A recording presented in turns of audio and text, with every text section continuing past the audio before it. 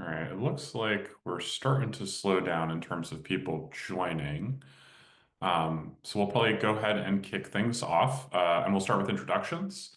My name is Ryan Erickson Kulas. I'm the Director of Operations and Programs here at the Michelson 20mm Foundation. Been with the foundation for a little over 6 years. I work with all of our different programs, helping to support their impact, and then I also oversee the operations of our Spark Grant program. And I'll toss it over to my colleague, Cristal, so she can introduce herself. Hi, everyone. Cristal Mojica. I'm the Senior Program Manager for the Digital Equity Initiative here at Michelson. I'm about to hit 3 years in a couple of days with the organization, and the initiative itself has been around for, I think, like 5 years or so. Yeah, I'm happy to be here and chat through this opportunity today. All right, so just a little bit of an agenda for today. We'll kind of provide a high-level overview of our organization overall, not just our digital equity work, but some of the other areas of work. We'll then discuss the Spark Grant program.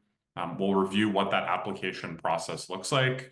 We'll also highlight some previous awardees so that you all can get a sense of the types of projects and organizations that we've partnered with in the past. And then, of course, we'll leave some time for Q&A. If you have questions throughout the presentation, please feel free to drop them in that Q&A feature on Zoom. We will be answering them at the end of our presentation today. So just a little bit about the Michelson 20mm Foundation. We are founded and funded by Dr. Gary K. Michelson.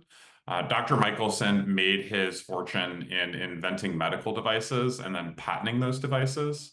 He has since retired from medicine and he's devoted himself to philanthropy. So in addition to our organization, he also funds an animal welfare organization and a medical research organization. The Michelson 20mm Foundation is his foundation focused on issues of education, access, success, workforce development, etc. We're looking to accelerate progress towards making a more just world.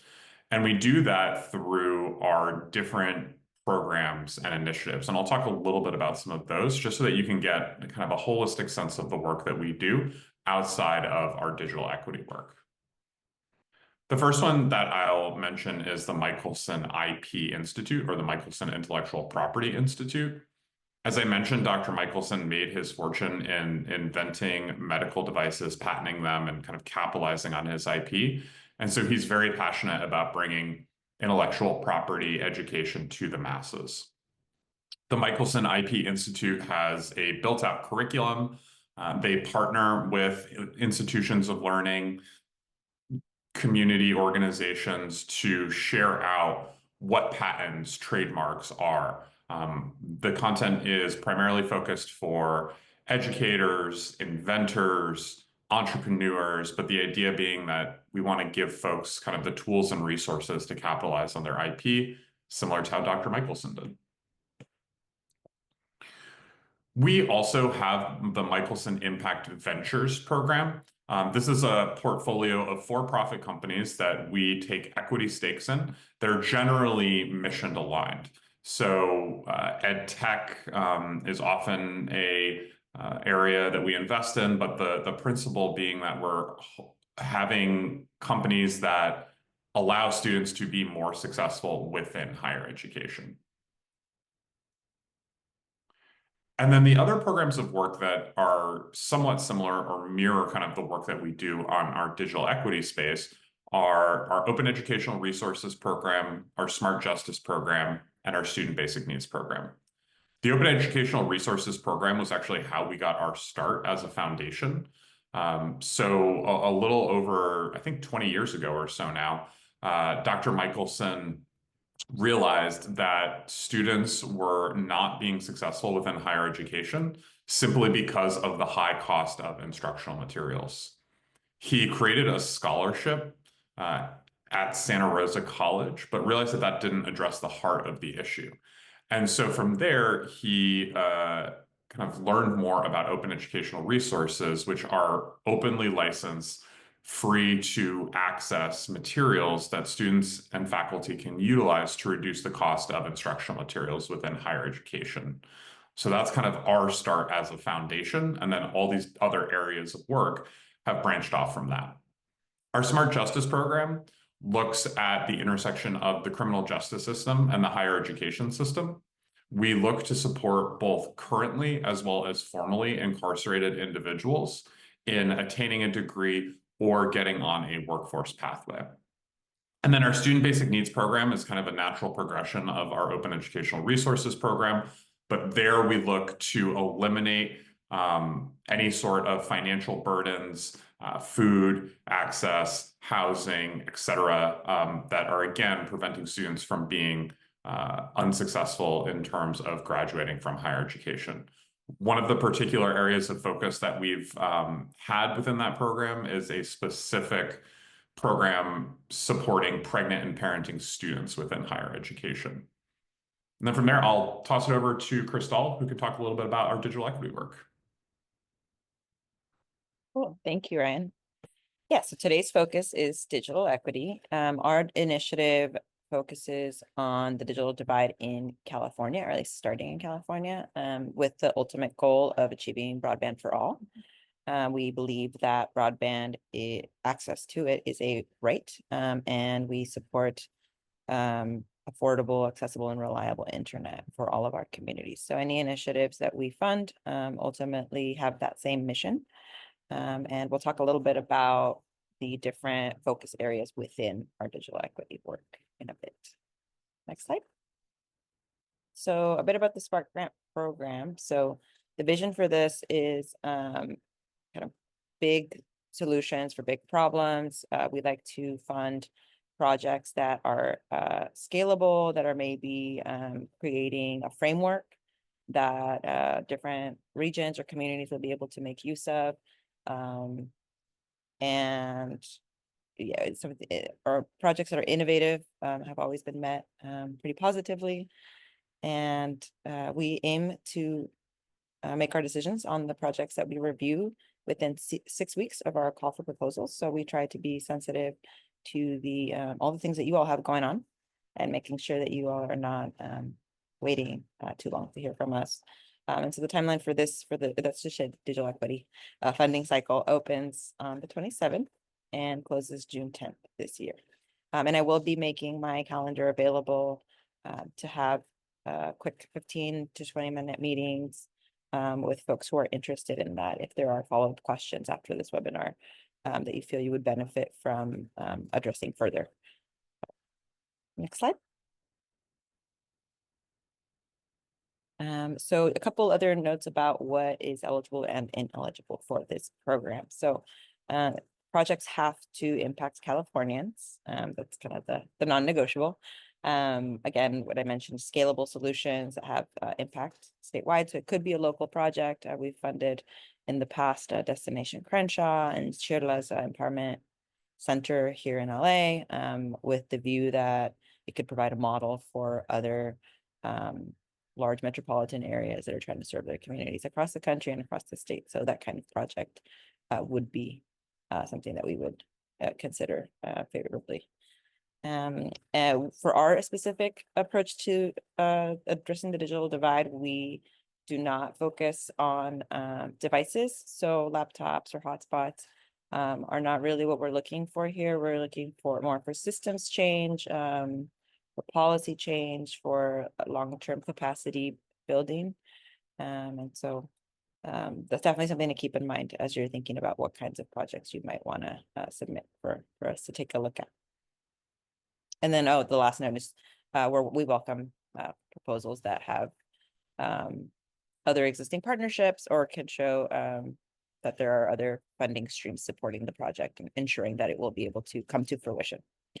Next slide, please. So the evaluation framework that we use includes some baseline criteria, which you'll see on our website. And that's the kind of first line that we'll use to assess the projects based on your LOIs, your letters of interest. We look for focus area alignment, and we'll share a bit what those focus areas are for this year in a few slides from now. Each year, we adjust them a bit to what's going on in the larger digital equity space, and also what's going on in Los Angeles and in California. And so you'll see a bit of that today. We look at the potential impact of the grants. So as you're putting together your materials, thinking about how do you quantify which communities are benefiting from this work. Any information that you can provide on that is really helpful for us, both in numbers, but also just maybe if it's a community that has been underinvested in, being explicit about how they're benefiting. And then measurability of impact and the scalability of the project, anything that you can provide to quantify that as well is helpful. And then we also look at the long-term sustainability of the work and of the organization that is providing the work. So is there capacity within the organization to carry on this work for the project and then potentially beyond, just depending on the nature of the actual proposal. Next slide. So we make sure that the ask is within what our range is. So for Spark Grants, it's 25,000. We make sure that it's something that we would be able to have a specific deliverable for, not in it can be something that's longer running or existing and maybe is entering a new phase. But we do look for something that can be outlined as a project within itself. Ryan, I haven't talked too much about the inflection points or things that may that third bullet point, if you want to expand on that a bit. Yeah, absolutely. I think some of the things that we've seen folks, and we'll see some of this in the examples, are like pilot programs where you're looking to like launch a new initiative, or maybe you're looking to expand an initiative to a different region or things like that. So I think again, your point around kind of project-based grants is a good one. And I think this last bullet point on this slide just kind of focuses on the fact that, unfortunately, we aren't able at this time to provide general operating expenses. So again, anything that we would be funding would be kind of contained for that specific project that hits the focus areas that Crystal is going to talk about in a little bit. Thank you, Ryan. Next slide. Yeah, so there we go. The focus areas. So a lot of our work the last couple of years has focused on policy advocacy and civic engagement. So engaging communities and building capacity within them to reach out to our regulatory bodies and to our legislative body and really advocate for themselves around broadband for all. And so we will continue to have that as one of our major focus areas, and what that might look like. We've seen a lot of different projects around this. Policy could focus on affordability, on accessibility, on reliability, on transparency around the service that communities receive. So those are all things that would fall under this. And yeah, we would welcome any projects that touch civic engagement and advocacy. Next slide. Digital equity as a social determinant of health. We included this because we recognize that digital equity and a lack of it affects so many important areas of our lives. Education is an obvious one, and that's how we kind of started, our initiative with a focus on what were the barriers to accessing education during the pandemic. And then we went beyond that. Projects that address economic opportunity and removing barriers to that via digital equity, civic engagement again, and then two new ones for this year are housing and renters' rights or renters' access to internet as a utility. And that's recognizing kind of the state of the housing crisis in California, especially with all of the kind of the exacerbating factors in the last few months, with the administration at the federal level and many other things, the LA fires, all of those elements affecting our communities. And that leads me to my last bullet point, which is disaster resilience and recovery. So helping our communities moving forward as communities rebuild, helping them own their own resources and building towards a long-term, more resilient community through connectivity. Next slide. Internet access is a civil right, so that's pretty broad. But essentially, this goes to the point earlier about transparency of what are people receiving, what are the lived experiences of folks, and where are their rights kind of being violated by a lack of access. And so any projects that provide the storytelling, the testimonials, the data that help advocate for internet as a right for our communities would be a project that we would be interested in. And like one example of that was Oakland Undivided's speed tests project, where they ran speed tests in Oakland students' homes and were able to quantify the percentage of for the time that the internet was actually performing the way that it was marketed as in terms of speeds, and the disparities in that quality of service between affluent neighborhoods and under-resourced neighborhoods, and bringing that data to our legislators. So. And there's a question in the Q&A that might be appropriate to answer at this time, Crystal. Mary Lang asks, I hear a focus on higher education.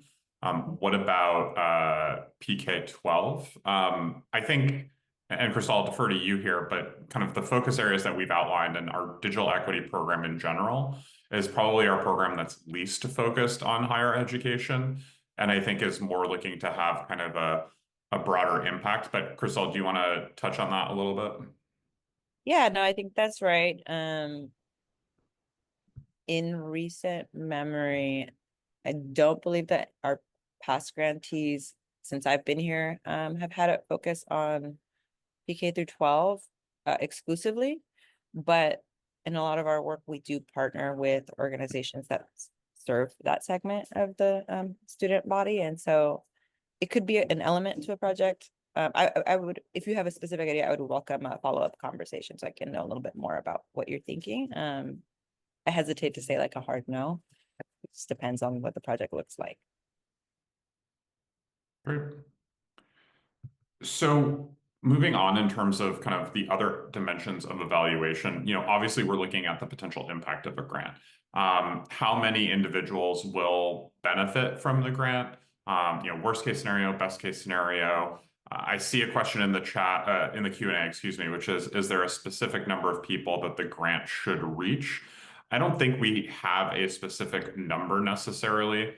I will say, and I think you'll see this in some of the examples that we share in a little bit, but oftentimes the grants that we provide are not necessarily for like direct service type grants, but instead they are more for system change type grants, which obviously have sort of a broader impact. And then measurability of the impact. So we, when you submit an LOI, and there are copies of our LOI that are currently available on our Spark Grant webpage, and I'll drop a link to that in the chat right now so folks are able to access it. But we ask you to provide, hey, what are the 3 KPIs that you would kind of see as measuring whether this grant is successful? And so we kind of put that in y'all's hands and kind of get a better sense of how you would measure the impact of the work that you're doing. Obviously, Crystal talked about long-term organizational stability. We want to get a better sense of who are the partners that you're working with on this? Who are the team members that are doing this project, and why are they kind of best equipped to do that? Obviously, we'll want to get a better sense of kind of what your revenue streams are as an organization, what other grants you may have received. But again, if we're not super familiar with you, just getting a better sense of your organization overall. And then scalability of the project. So not necessarily that the project would scale within this grant period, but perhaps there is opportunities for scale kind of beyond that. And again, I think once we get to some of the concrete examples of grants that we've funded in the past, then we can kind of share some examples of some scalable impact of our grants. So letters of inquiry, the portal will open on May 27th and it will remain open until June 10th. I dropped the link in the chat earlier, but if you go to our webpage, that's where the portal will be live on the 27th. You also have the ability to download PDF versions of both our LOI and full application. So that way y'all can start working on this in advance of that portal opening. We will select LOIs and then we'll invite LOIs to a full application. And again, I'll share a little bit more, or actually I think Cristal will share a little bit more about that process in a bit. We utilize a grant management system called Submittable. So Submittable is where you will actually submit your application, your LOI. It's where communication will happen. If you are awarded a grant, that's where the information will come from, where you'll submit your financial information to as well. So again, once our portal is live on the 27th, you'll be able to log in and create a submittable account. One thing I highly recommend is that you safe list emails from Submittable. We've had some issues in the past where folks haven't necessarily gotten that information. So there'll be a reminder when you do submit your LOI for this, but I'm also going to drop in the chat a helpful how-to in terms of how to make that happen. So here's our grant committee. As you can see, a couple of familiar faces, myself as well as Cristal. Also making up the committee is our CEO, Phil Kim, our COO, Myra Lumbera, and then our Senior Director of Programs and Strategic Initiatives, Miguel Leon. Miguel has been with the organization for 5+ years, Myra and Phil for over a decade. So a lot of experience in terms of reviewing. And I think one of the things that we really pride ourselves in is not just having our staff review, but also having community input, both in the focus areas that we shape as well as the grant decisions that we make. And so, Cristal, I'll let you talk a little bit more about the group of community advisors that you've gathered together. Yeah, thank you, Ryan. Yeah, so this year we have 3 community advisors. Folks, if we have CADE partners on the audience, we'll see some familiar faces here. So we have Natalie Gonzalez, who is the Deputy Director of the Digital Equity Initiative at the California Community Foundation. Natalie is highly involved in both the Digital Equity Los Angeles Coalition and the California Alliance for Digital Equity, and was one of the leading planners for the Sacramento Advocacy Day that we just had a couple weeks ago. So we're really happy to have her on board. We also have Arturo Juarez, who is the policy advisor at Next Gen Policy, and he has been really instrumental in sharing where each of the bills that are priorities for our coalition are at, and he helped with giving the policy overview at the Digital Equity Summit at the beginning of the year, back in January, here in Los Angeles. And so we're happy to have him on board as well. And then Miguel Segura, who is the Director of External Relations at PIQE. Miguel has been a part of our advocacy days as well for the last couple of years. And he is highly involved in Los Angeles, very familiar with the communities here, and is our direct connection to the parents and the parent advocates who have come up to share their stories to Sacramento. And so he'll provide a really great perspective of what's going on the ground with that particular community. So really happy to have these 3 folks as part of our advisory committee this year.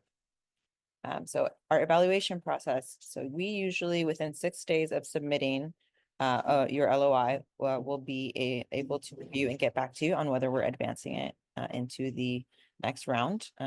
Organizations that are advanced will then be asked to submit a full application. Both of those should be available for preview. Really nice form that our team put together so that you all can take a look at that. And if you have any questions around any of the components for either of those, feel free to reach out to me. via email. I can drop that in the chat as well. Finalists will be then moved forward to be reviewed by our community advisors who we just saw.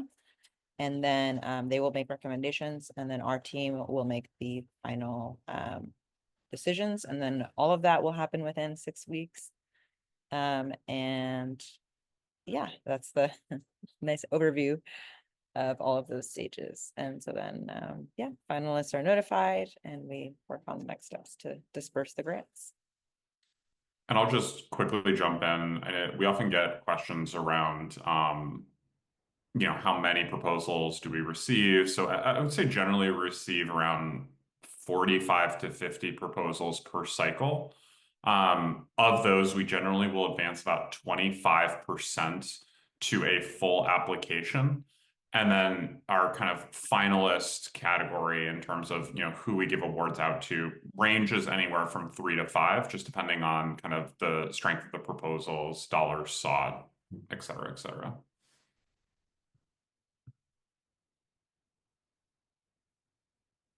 Thank you. So now on to prior grantees. I did want to just echo what Ryan said in the chat about the folks applying and eligibility if they have a team member who is one of the advisors. So yeah, we usually just have that person excuse themselves from reviewing that particular application. And then we use the remaining kind of scoring from the other advisors to assess. Okay, let's jump into the grantees. So we'll see some familiar names. Some of these I already gave a shout out to earlier in the presentation, but Oakland Undivided is one of our recent grantees. And I think one of the projects that we have seen be impactful across multiple years, well beyond the completion of the project, because that data keeps being used again and again for the different conversations that we have with our legislators and with the CPUC. And so this project again was the speed tests project, and that data revealed the disparities that we already had suspected and kind of had heard from on an individual basis, and it really quantified the scale of the issue that we're working with. So next step is Unite LA. So this was one of our earlier partners and grantees. This was before my time, but Unite LA was a local example of a partnership with LA EDC, and it launched the Digital Equity Action League. So it was an early community-driven consortium, and that continues to be one of our big partners in our coalition work. And they continue to do a really great job of representing Los Angeles's interests in this work at the state level and national level. Anytime that I'm at a gathering focused on the digital divide, where there are different states represented and different regions, United LA is always in the room. So really happy to see their continued work beyond the grant. And then Everyone On, also a familiar name for a lot of folks. I guess this is one of our partners that does provide services to K through 12. And they have, in their more recent work, forayed into advocacy as well. So we're really happy to see that work. And again, when we started our digital equity initiative, it was coming out of the pandemic and the need for students to continue to access education, and has evolved since then. But this was one of our early partners when we were just getting into our digital equity work, and has continued to be a partner. Next slide, please. And then PPIC. So we do also fund research and white papers and thought pieces like that that can be referenced by multiple bodies for their own work and to advance digital equity more broadly. And so PPIC has been a partner of ours for several years. We've had a few different projects with them, and you can see the white papers on their website. And yeah, the most recent grant supported PPIC's efforts to quantify the impact of policy that we also helped advance. So kind of that next stage of policy advocacy, once you have something in place, is it actually doing what it's supposed to do? And providing that data on the kind of the effectiveness of this policy. So that's another way to think about policy advocacy is like what happens when you finally get something in place, and are people making use of it? Next step. Great. And then I'll just wrap us up with a few more Spark grants that are actually from outside our digital equity focus area, but again, kind of sharing these as hopefully examples of types of work that we have supported in the past. U.S. Public Interest Research Group, or U.S. PIRG, is one of our grantees through our open educational resources work. We funded a report looking at the textbooks industry's practice of automatic billing, and that report has been cited in class action lawsuits. It's kind of been really fundamental in kind of changing the narrative around instructional materials. So that's an example of a grant that didn't have immediate impact in students' lives directly, but has had a large impact just because of the scope of the research. Cal State Long Beach, we provided a grant for them to develop a family-friendly best practice model that we can share throughout the CSU system. This is done through our student basic needs work. So again, this idea that we're sort of seeding work and supporting work at one institution, but then those best practices are going to be shared out across a statewide system, sort of speaks to some of that scalability element.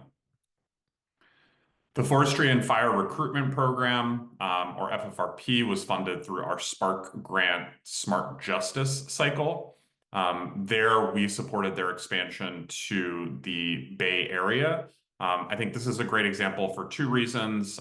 One is that inflection point, right? They were looking to expand to a different region. Additionally, our dollars were kind of combined with other dollars to help support that expansion. So obviously it wasn't just the 25,000 that was allowing that to occur, but our dollars were kind of combined with others. Similarly, UCI Lifted. This is the first BA granting degree program in a prison for the UC system. So this was, again, a pilot program. Since this launched a few years ago, other UCs have taken the initiative to launch programs as well.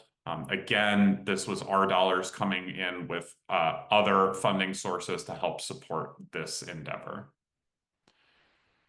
And so from there, we'll open it up to questions. I know we have a bunch in the Q&A, so I will kind of make sure to answer those. I'm going to drop Crystal's scheduling link in the chat.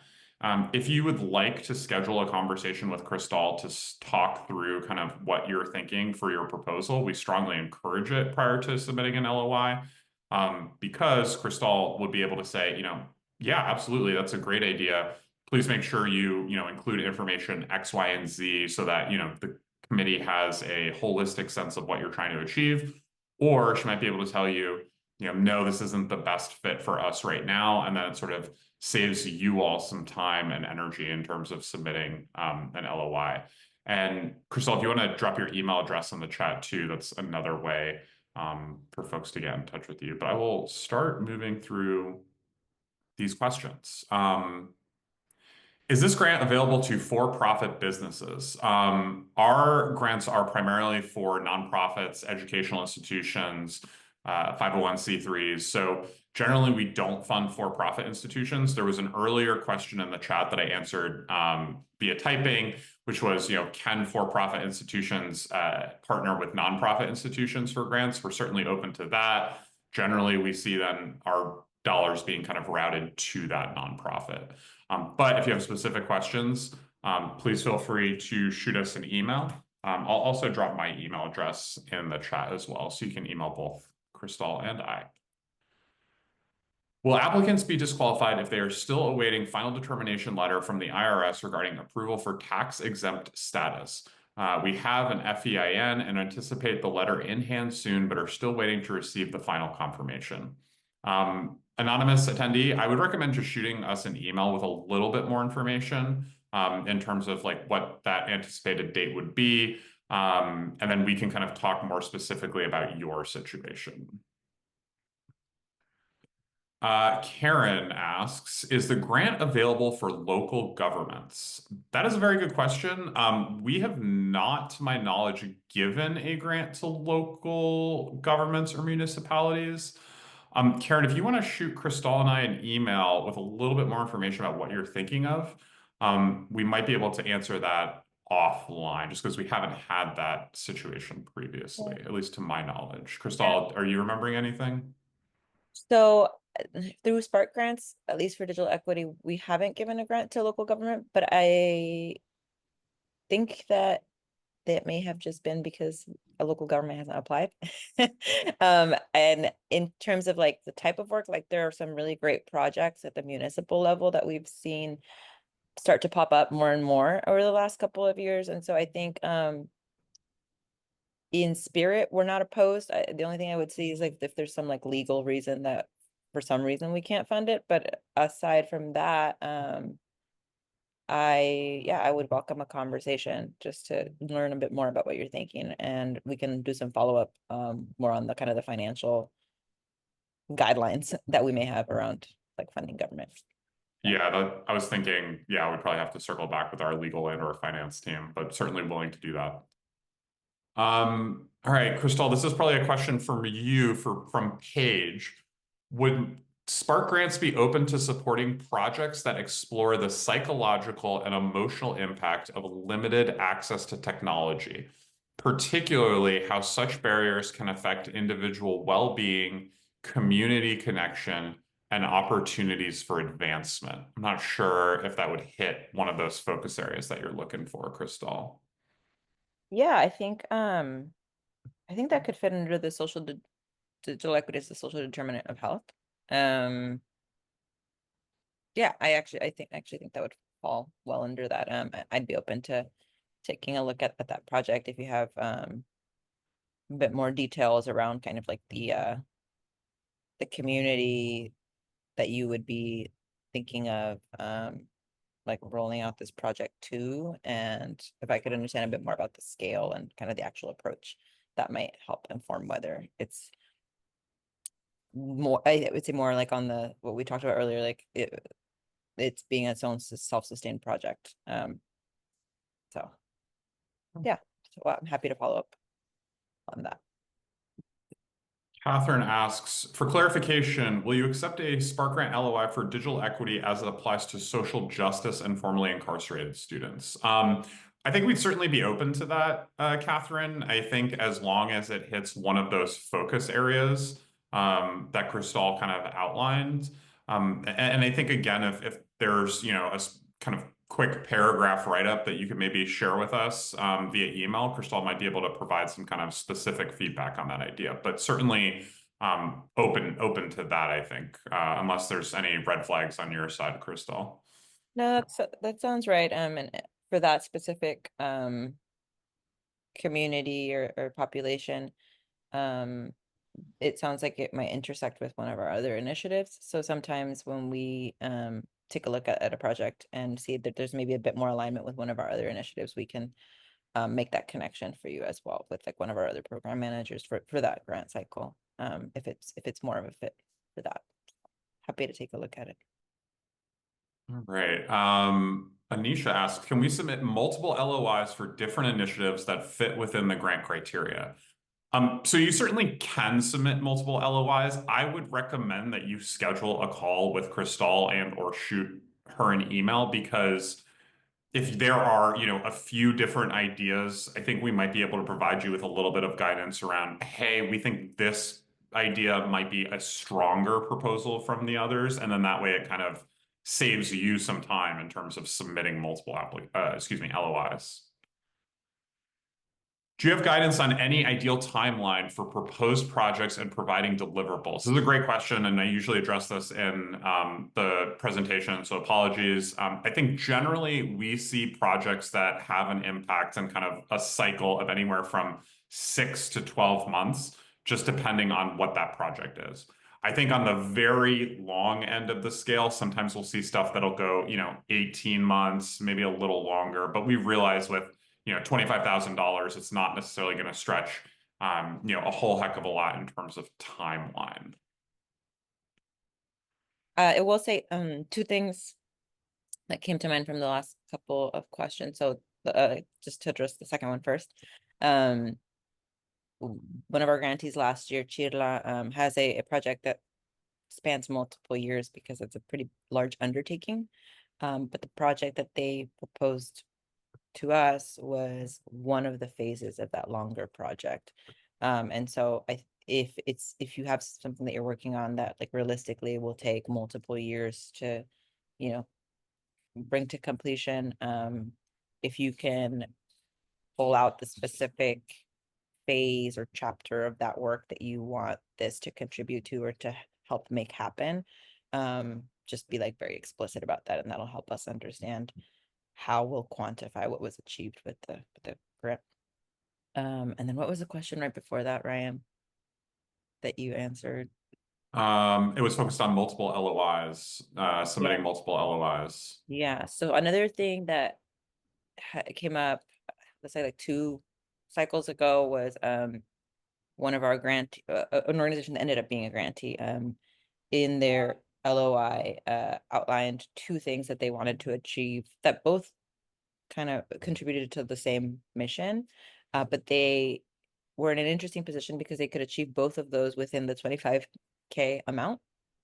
So we ended up funding both, but with it because it was encompassed in that 25K amount, and so they ended up having 2 projects within their one application. So I thought that was kind of interesting, and they were able to very clearly outline in their budget how that would happen. So I don't know if they want to encourage it, but it's also, I thought it was a very interesting way of approaching the work, and they were able to check off 2 things that they were trying to achieve that were related to each other, but were both going to have separate deliverables or like tangible things at the end of it. Yeah, that makes sense. Next question. Does impact on higher education mean the individuals served through this grant must be current students in higher ed, or can the impact extend more broadly? I think as we mentioned, for our digital equity focus, I think this is the area where we're least focused on higher education. So I think we certainly would be interested in that sort of more broad impact, and doesn't necessarily have to impact students. I think just Californians in general. Do you distribute grants equally throughout the state, or is there a focus on certain regions? We don't necessarily have a regional geographic focus right now, particularly for our digital equity work.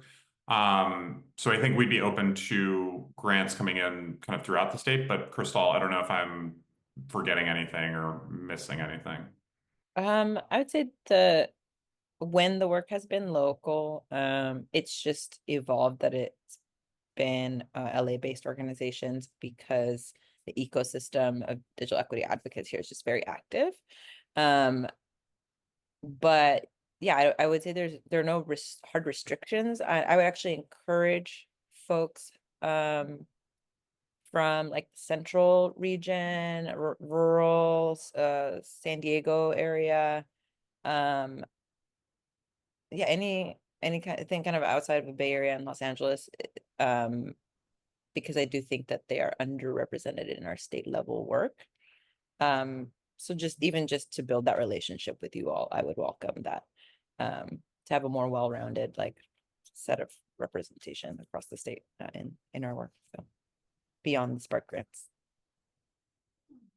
All right. Matt says, in the call, it states that grants up to $25,000 to support innovative projects and initiatives for larger scale efforts. Pooled fund ranges from 50,000 to 100,000, allowing for more substantial impact and collaboration. Can you share any more information on what sort of pooling this entails, and how common is it for Spark grants to be larger than 25K? Thanks so much. So apologies if there was a kind of miscommunication or misinformation. Our Spark grants are limited to $25,000. So that is the maximum that we're able to deploy for this funding apparatus. We do maintain a pooled fund as well. So the pooled fund is where we work with other foundations to bring in a pool of money, and then we award grants working with those funders. And those are the grants that are 50K to 100K. Crystal, I don't know if you want to talk a little bit about kind of the digital equity pooled fund specifically, or any sort of potential timelines for when those calls might be out in the future, but that's kind of like a separate funding entity than this one. Yeah, it's a different process or mechanism, funding mechanism than Spark Grants. So Spark Grants are our annual, like you can always count on the amount kind of being the same. It's generally the same number of grantees each year. And then the pooled fund, it really just depends on who's participating from the philanthropy side in terms of how much funding is available that year. Like where our partners are at, and then also the focus of the pooled fund has evolved the last few years. It's a little bit less formalized. We don't have like a set schedule for when those funds are applied. But if you have a project that you think is kind of like a larger scale and you would want to share and make us aware of that project, the next time that our pooled fund convenes, we could, if there's alignment there, raise the opportunity to our funding group to consider. But right now there's no formal like application. I believe on our website we have like a interest form to connect with one of our team members, which at this point would be me, just to share more about what you're thinking about and for us to be aware of your work for when those opportunities do come up. And I think this next question is probably going to be for you as well, Crystal. Can you share how the grant committee thinks about the intersection of digital equity and emerging technologies? I lead a workforce development nonprofit, and I'm exploring whether our work to bridge the AI literacy divide and support non-traditional talent with AI upskilling aligns with your priorities.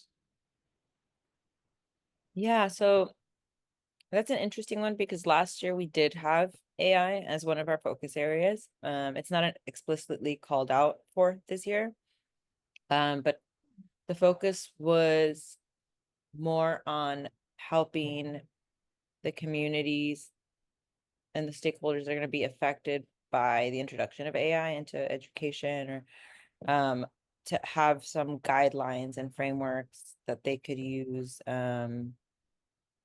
to help manage the introduction of AI into schools. And so where we have intersected with this work has been from kind of from that angle, like supporting educators,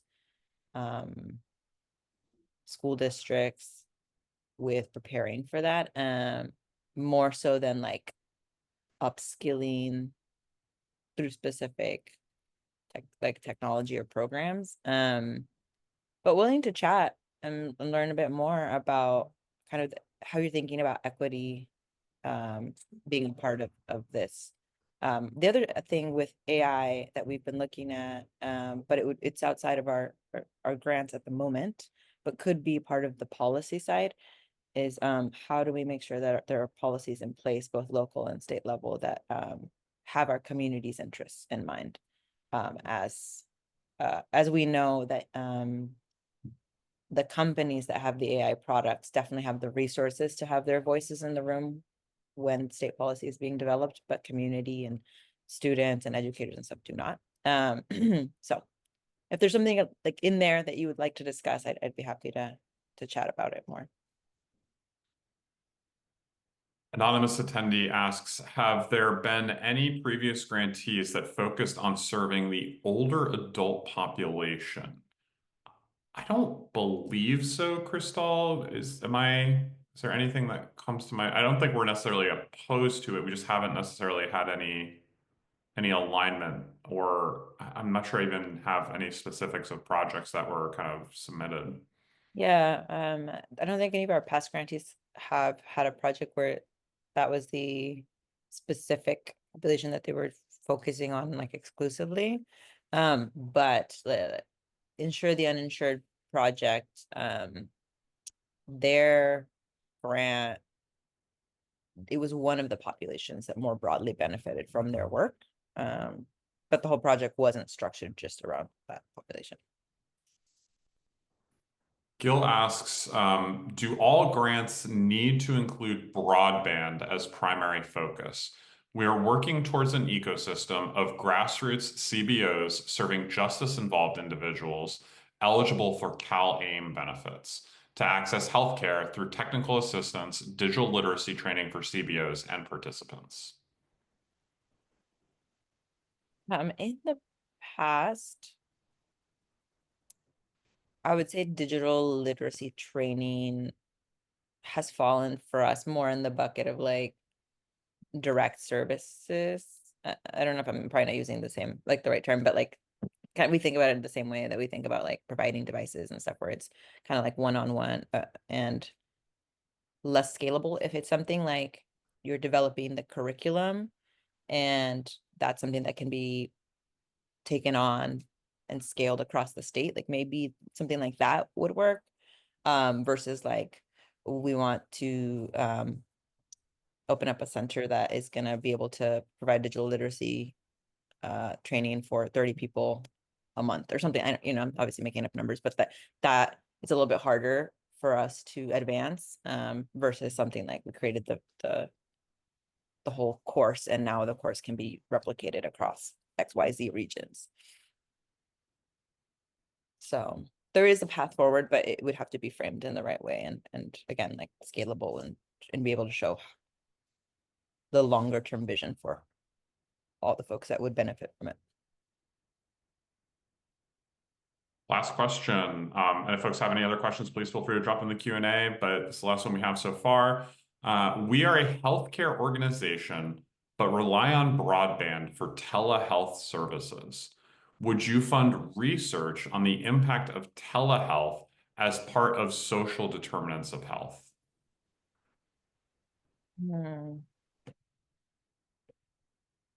That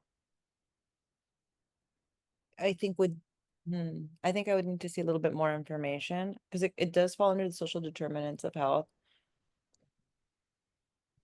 But I think one thing when we funded research is being able to show how you see this research contributing to the larger movement of achieving digital equity and broadband for all.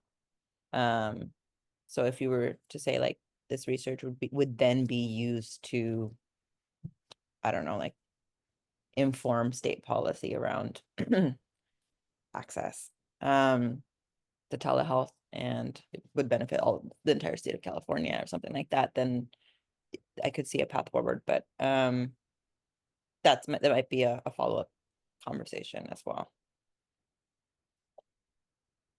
Well, that seems to do it for all the questions. Really appreciate everyone's time and attendance. A recording of this will be sent to everyone who's registered, as well as a copy of the deck.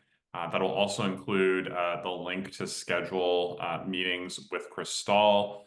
Please don't hesitate to reach out via email, ryan@20mm.org, cristal@20mm.org. We certainly want to be a resource for you all in advance of our cycle opening if you have any questions. And we'll look forward to chatting with you all and reviewing proposals. Thanks so much for your time today.